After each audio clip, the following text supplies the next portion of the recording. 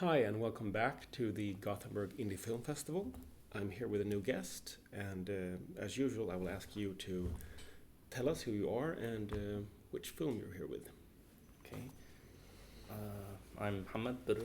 I'm from Lebanon, Beirut, and my film is called Remains. It's being screened in the festival. Can you tell me a bit about the process of making the film and what it's about? Yeah, well, the film was actually my graduation film from film school, and it's basically a hybrid film between like it's a fiction film, narrative film, but it has some documentary elements in it and some essay film elements in it. So yeah, that's the film. It took me about like 7 months to do. And it's about basically the main storyline is about a student in a university who decides to take a gun to school and shoot people on the day of the student body elections. Mm. And yeah, but that's the main storyline. Right. And how did you come up the basic idea for the film? Well, when I was thinking about doing my graduation film to finish off my studies, there were a lot of there was some violent stuff happening in Lebanon that were unusual to our society, like the way that they were being done. Like there was this guy, a student in school who shot his parents and then himself, and then there was this guy who shot his wife and his kid. So I started off from that, and I wanted to handle the violence in our society, and at the same time I started thinking of there was also like a big fight in a university, so because of the elections between two parties. Mm-hmm. So there was a fight, so I kind of grouped this together, and I was also always like reading about shootings that were happening in the States and the university, so I in schools and universities and colleges, so I kind of was trying to transpose that and to put it into a Lebanese context. Mm. And then the stuff in Syria started to happen, and it was more violent. So also the crisis in Syria, kind of has a place inside of the film. Mm. And where did you have your premiere? Actually, the premiere was in Germany, in the 20 Minute Max Short Film Festival. And this is the second festival here in Gothenburg, and it's having its Lebanese premiere actually tonight. Okay. For the first time, it's going to be screened. I'm not going to be in Lebanon. I'm going to be in Sweden. It's going to be screened for the first time in Lebanon, in the Arab Short Film Festival. All right.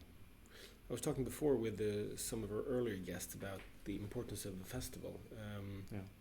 Today we have both a situation where you can make films for quite less money than you could years ago because we have a new technology, but also a lot of the meeting points are online, they're forums, and they're meeting places that aren't actual physical meeting places.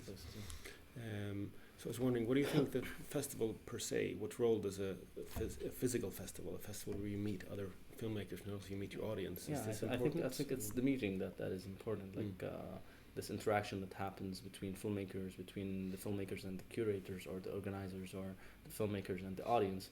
This is what kind of makes a festival relevant in this age, especially since like I'm not here to promote my film because like my film cost me, I don't know, like $300. I got the equipment for free, the locations for free, the actors were for free, so it was just basically like just to make it happen, and it really cost me nothing. I mean, I won a prize that is more than my budget. The prize that I won in Germany was more than my budget. So I'm not here to promote my film. I'm not going to festivals to promote my film, but more to meet people and to see how different people react to my films. The audience, how they react to my films, what kind of questions do they ask, especially that I make films that has to do with society, with my society, and with my perception of my society, and my films tend to be a bit political. So I'm interested in seeing how people react to that, and especially in countries like as different as Sweden, for example. Right. Then And how has the response been so far? Because I get the feeling that the film has a global appeal when it comes to the topics of violence and this type of situation, Yeah. democracy, etc. But also maybe it has a specific context from your own background and where you've taken inspiration from. Okay, well, today it's gonna be screened here Mm. in the big room. So it was screened for like 20, like in the small room last time. So I got some questions, but I'm really looking forward to today because it's gonna be screened in the big room and more people are gonna be there. Yeah. And you're doing a Q&A afterwards? So Well, if anybody wants to ask, I'm there, you know.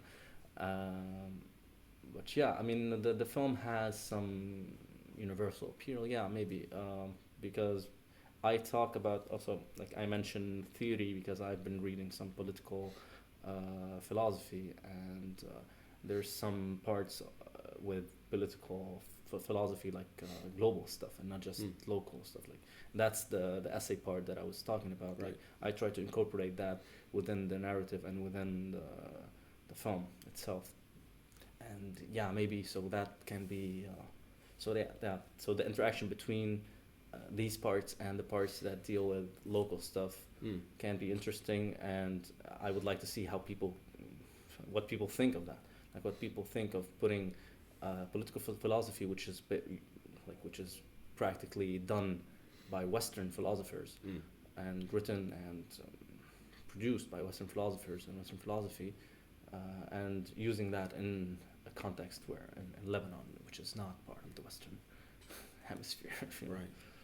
If you look at, I mean, the film school where you've studied, which is USG, Université Saint-Joseph, ISAV. It's a French school in Lebanon. Do you see any tendencies when it comes to like age or ethnicity or race? Is it mixed or is it? What do you mean? I mean, the students and the people you've met in different film collaborative. I mean, in our school.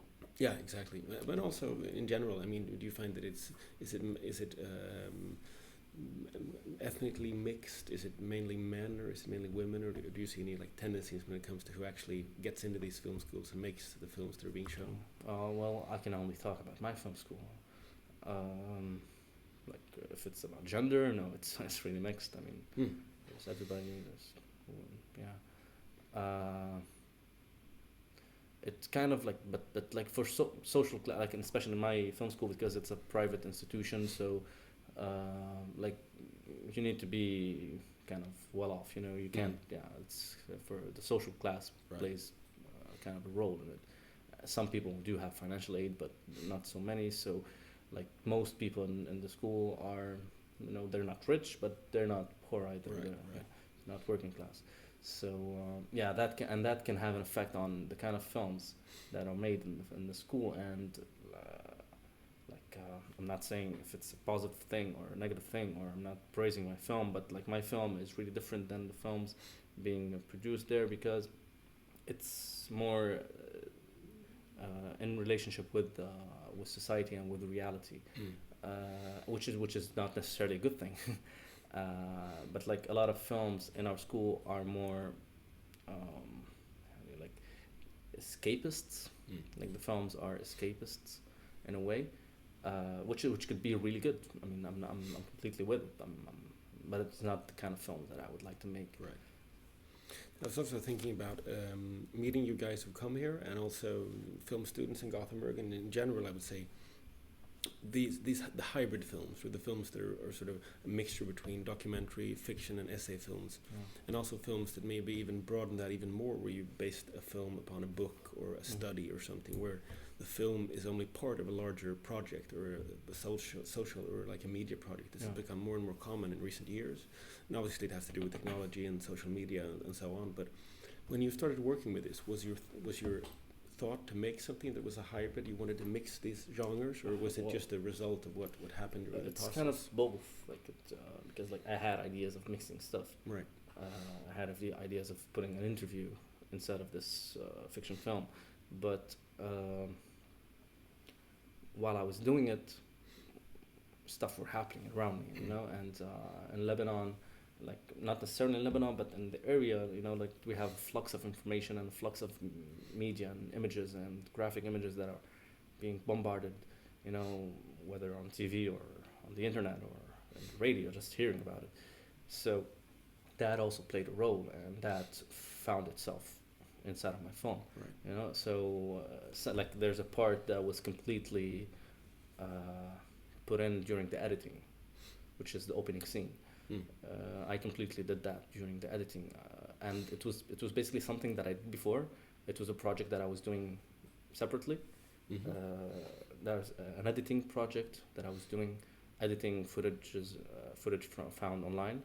Okay. And when I was editing, I had these two separate projects, that seemed to me like they could be merged in one. So I did that. I re-edited the project that I'm talking about and put it inside the bigger one. And I hope it worked. Right. And how did you find out about our festival? My friend sent me a link saying that there's a new festival in Gothenburg. Maybe you should, apply to it. So I did. Okay. And I'm here.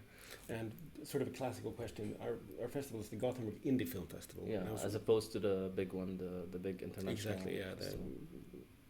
And a question that is often comes up is how do you define an independent film? Is it the content? I mean, for example, a lot of independent films have a tendency to be about social issues, etc.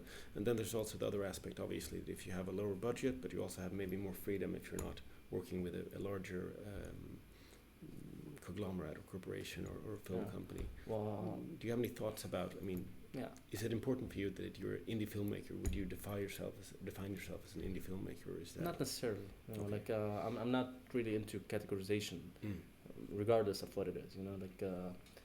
Indie film does not equal good film. And mainstream film or commercial film or Hollywood film or somewhere like European film that is not independent does not make it a bad film. Right.